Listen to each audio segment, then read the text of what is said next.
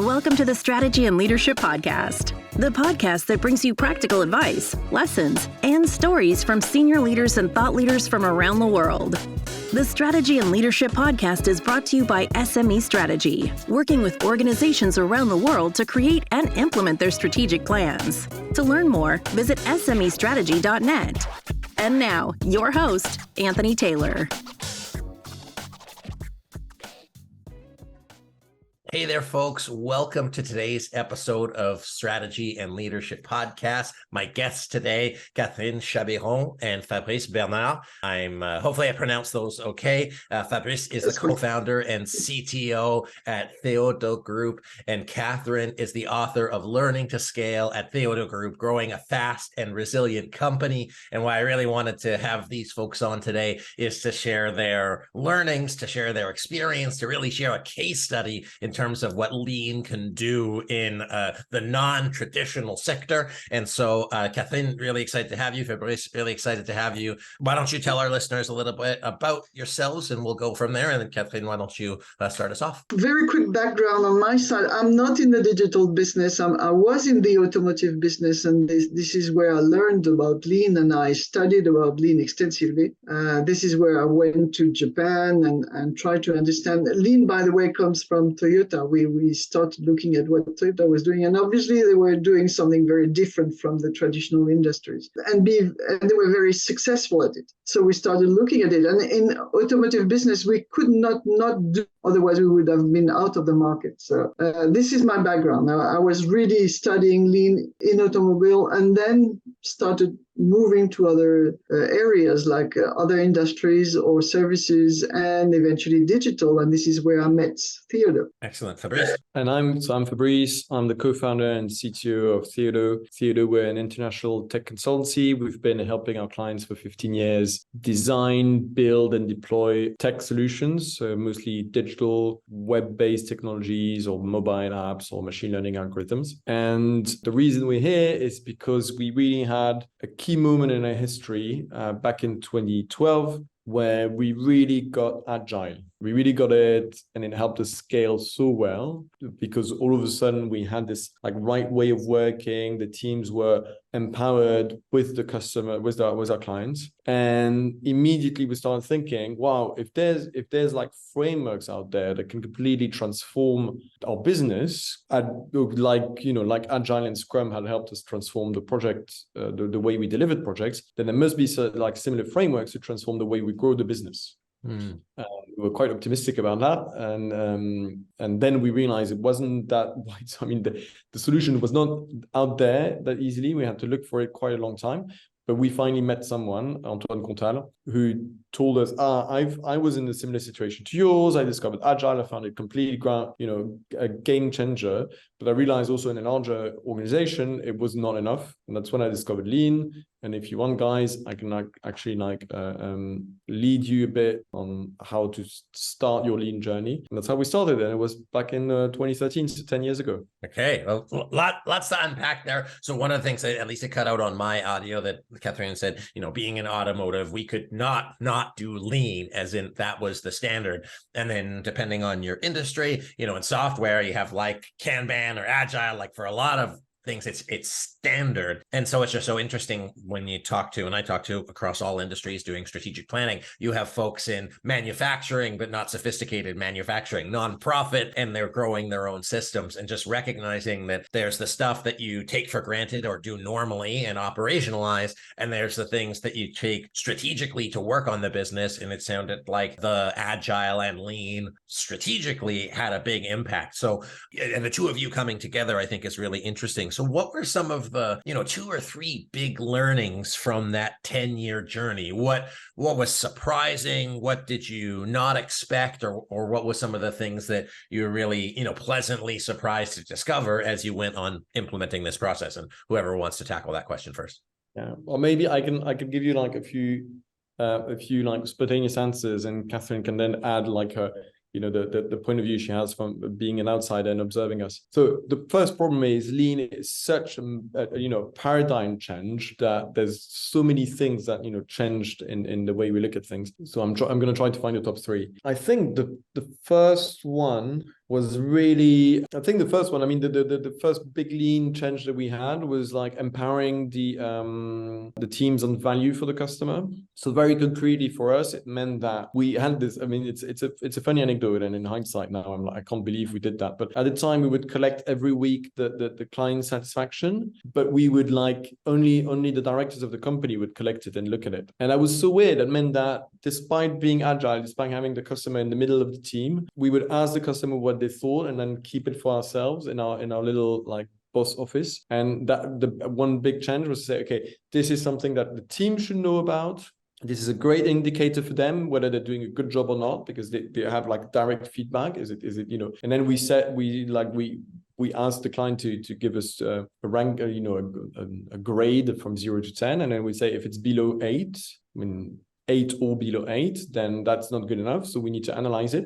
And so the first thing was like, okay, we can empower the team to look at the value, the reality, and then we can like teach them problem solving so they can actually do an amazing job at analyzing and reacting to it. So first big change, well, there's already 2 in there. Another big learning, I think, is really like looking at individual growth. Like, you're not looking at improving your company as a set of processes that you need to work on and that you need to enforce. You're really completely changing your mindset. You think, okay, to like deliver great products, I need to have great thinking from the people. So how do I develop great thinking one person at a time? And then maybe the third one, it's quite spontaneous, but it's really this idea that you're seeing all these problems, and before Lean, you see them as these tough things that you need to tackle that are part of business. They're difficult, but at the end of the day, you're happy because you're making business. And all of a sudden with Lean, you're seeing all the problems as opportunities for learning. Opportunities, exactly to go back to the previous point, for individuals to like develop their thinking. And therefore, actually with Lean, you try to create more problems. But at the beginning, you try to solve them. And then when you start solving them, you're like, oh, I don't have enough problems. So it's probably because I'm not putting enough sensors in my organization to detect more problems. And then so you start like putting smaller sensors in more places. And therefore this incredible change that you have when you're on a Lean journey, which is all of a sudden you want more problems. Because you see them as these like, system of opportunities you create for learning embedded in your production system. Yeah, so there's a lot to unpack there. And Catherine, I'm going to ask, for our listener, I just want to come back on what Fabrice said first, just because there was so much in there. So one, the idea of capturing data quickly and some people do a net promoter score once a year. And even then they're like, oh, that's a lot of work. Well, you're doing it once a week so that you can get people to really be able to do that iterative change, focusing on individual growth from a skills standpoint, but also an empowerment standpoint, like allowing people to understand the problem, solve the problem, removing communication silos so that you can then support the people in accomplishing that. And then the whole mental shift of saying, hey, problems are really opportunities and it's not bad. In our North American culture, I find that people want to avoid conflict, avoid looking bad because it means that they are bad. But here, you look at it and saying, hey, this is an opportunity for all of us to change. Before Catherine, I go to you, is just for those of you that don't know Lean, I'm going to say, hey, get Catherine's book because I think it'll explain both the fundamentals and the advanced pieces. But Catherine, what were some takeaways from you? And of course, if anything you want to allude from the book as well. One thing I can add to what Fabrice said, which is very comprehensive on the major changes, is that Lean is foremost a customer obsession. The need to adjust permanently to the customer needs and the customer value to make sure that the customer will return. So there is a very, very strong customer focus. But you do know, as well as I do, because we all have experiences in our daily lives about poor customer service or relationship and so on, particularly in France, maybe less so in the US or Canada. But and those poor services generally stem from the fact that the people who are in customer service positions do not have the tools or the systems or the information, or they are not backed up, or they are not helped,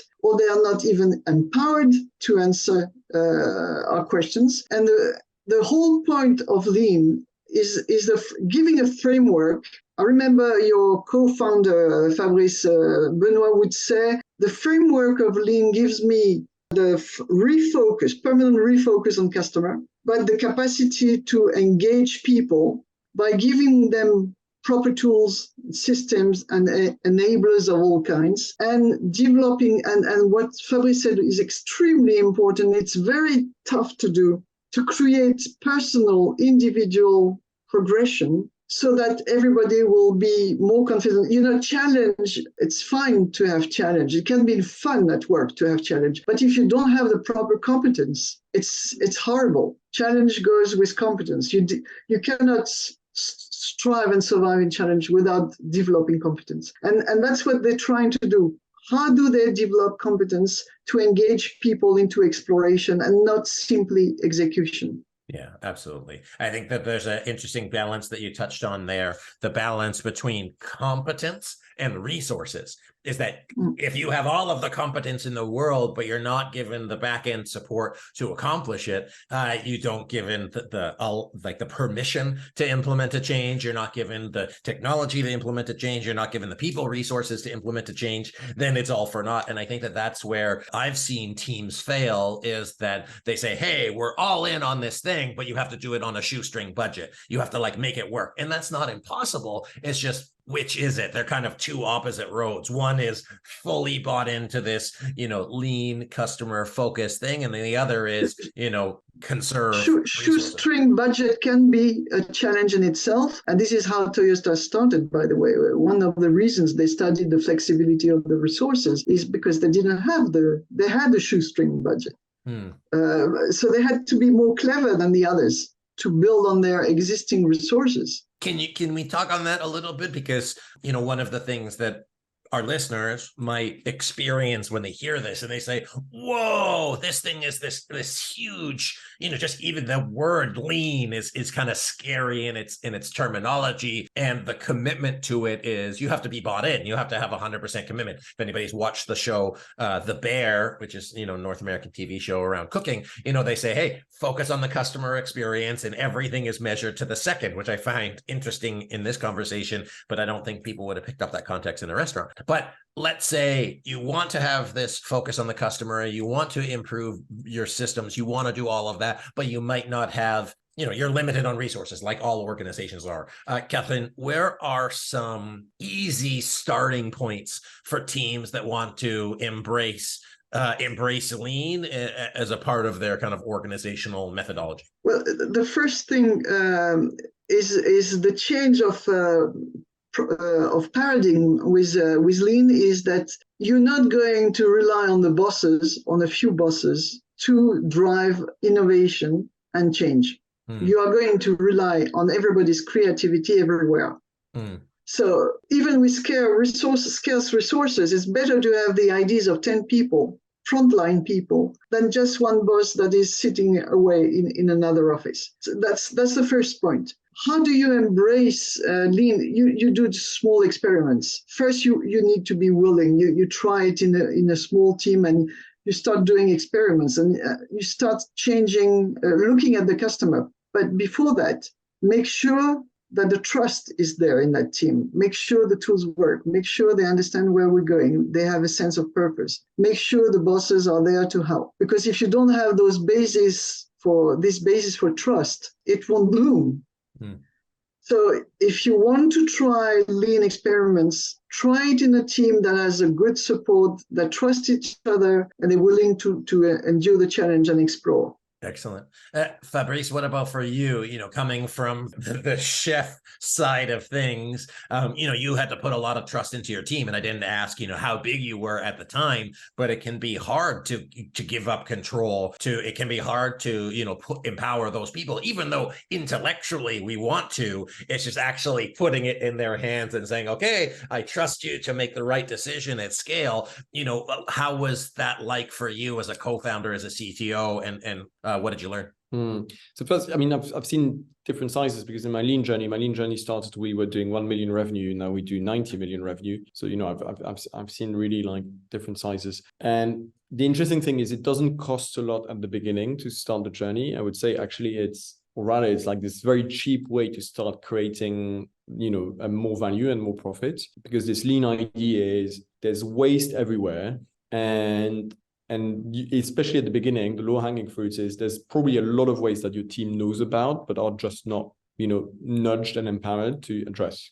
And then the question is, how do you give up control on addressing that waste? Well, you start small, so the risk is small, so you don't have to be scared about it. And very concretely speaking, because it's a bit conceptual, what you do is you go on the Gemba. So you, as a boss, you go look at the team, you observe the way they work, and you start asking questions. And by asking these questions, you with your experience and your understanding of the value, because you're the boss of a business, so you understand what, probably have a good holistic understanding of what the customers want. You ask questions, and then through this dialogue, you identify some waste, and you can potentially coach the team on problem solving them. Okay, and so that's how you start small and train the people so they start having the confidence to do things. And then on the purely on the trusting, because I think it's a really good point you're saying, because there is a moment where you need to start, giving up control and trusting the team.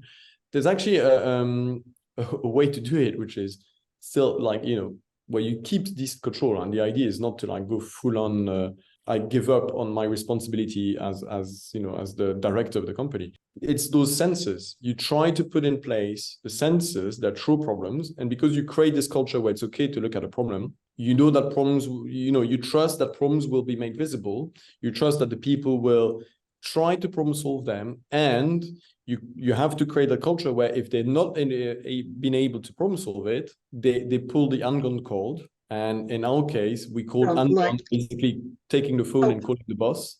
And at Toyota, the romantic view of the undone is it's a cord that the people on the production line can pull to stop the production line. In a service business, it's just you take your phone, you call the boss, and you're like, I need to undone you. There's something I don't know what to do with. And if you have this culture of people calling you when they have a problem, and they trust you to not react the wrong way, then you can start giving up control. I think there's something that Catherine, go ahead. No, I was just going to confirm that it's a question of trust both ways. The people will get engaged if they trust their bosses to come and help, and the bosses will let go because they trust the people to look at the value and improve. Perfect. I mean, that was what I was going to touch on as well, is that when I first heard it, I said, hey, it's a trust from the top down, but really for it to move, it has to be a trust from the bottom up that they will be safe to report problems, opportunities. Absolutely. That they will be safe to call something when it stops. And I've seen organizations, low trust organizations, where they bring a problem and say, no, that's not a problem. And so it's like, I don't believe what you're telling me, and therefore I'm not going to act on it. And that's how you stop any contribution right in its tracks. So thank you for pointing that out, Catherine. I think it's super important. And Fabrice, obviously, your capacity to trust is one of the big things that has not only increased your top line, but I'm sure bottom line as well. So that's very exciting. Time flies when we're having fun, folks. So we're just at the end of our time. But just as we finish up, what is one piece of advice that you would want to give to our listeners today in order to take the next step on their lean journey? And I will take the first one and say, go buy Catherine's book, available on Amazon, and we'll drop the link in the show notes. But Catherine, why don't I start with you? What's one piece of advice you'd like to give our listeners to be able to move forward on their journey? Try something. Just try and do something about exploration. Try and improve a system that doesn't work, a waste that's obvious that nobody's been looking at. Just let me give you an example of picked up from the book. One of the CTOs of the teams said once, was visiting once a tech in charge of the development of an app. And the guy had to test it on a number of mobile devices, but he didn't have the devices at hand. He had to go and look for them. He didn't know how they worked. He didn't know how to upload the test version. He lost minutes, and the CTO was asking him, is it normal conditions? Would you like to try and have a go at it to try and improve the situation? Not giving the solution, proposing to look and explore the situation. And the guy did so, and of course he brought the problem from 17 minutes, I think it took, to 10 minutes.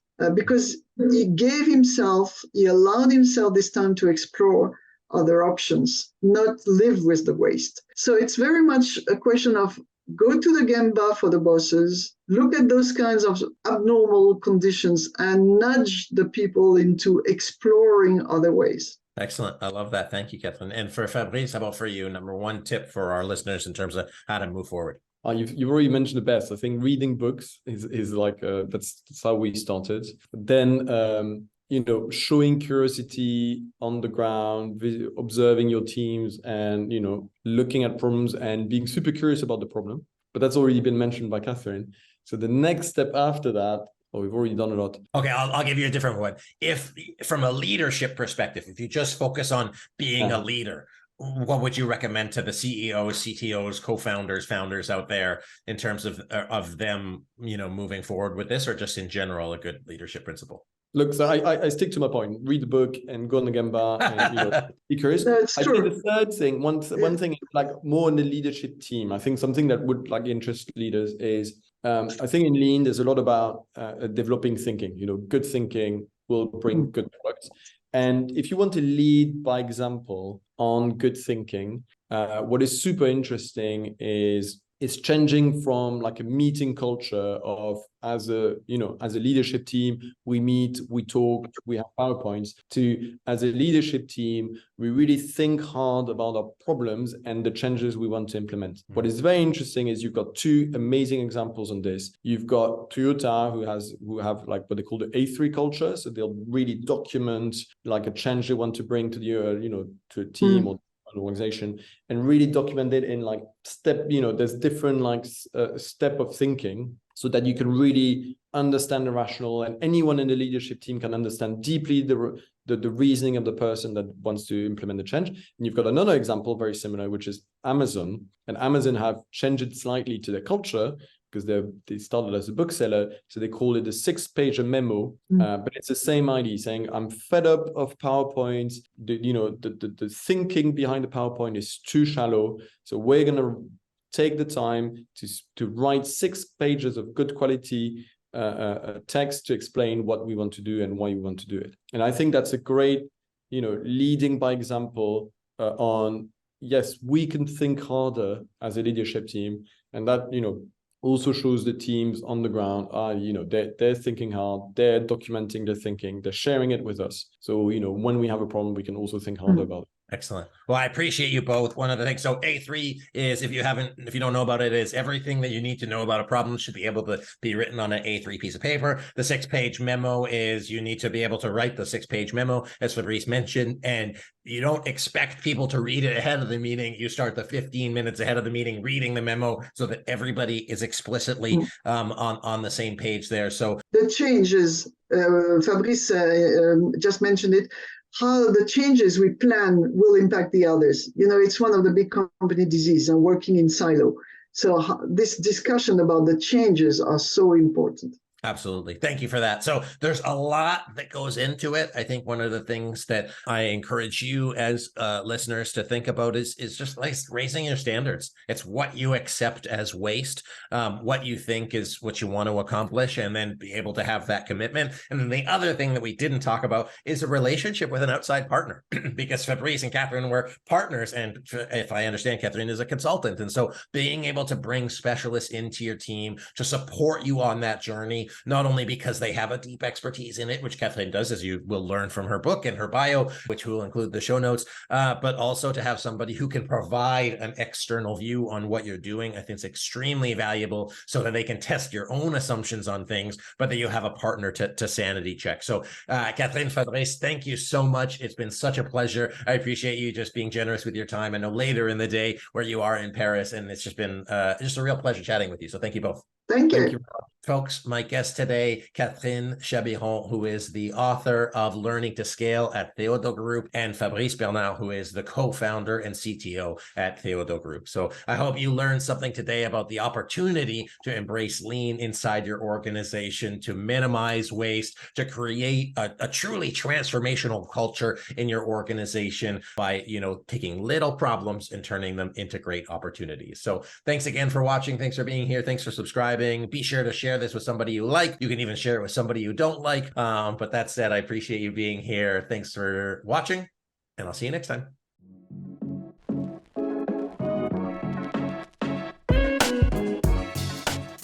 Thanks for listening to today's episode of the Strategy and Leadership Podcast. Be sure to subscribe so you don't miss a single episode. And if you enjoyed today's episode, please consider giving us a review. We appreciate you listening and following along, and we hope you have a wonderful rest of the day. And as Anthony says, until next time.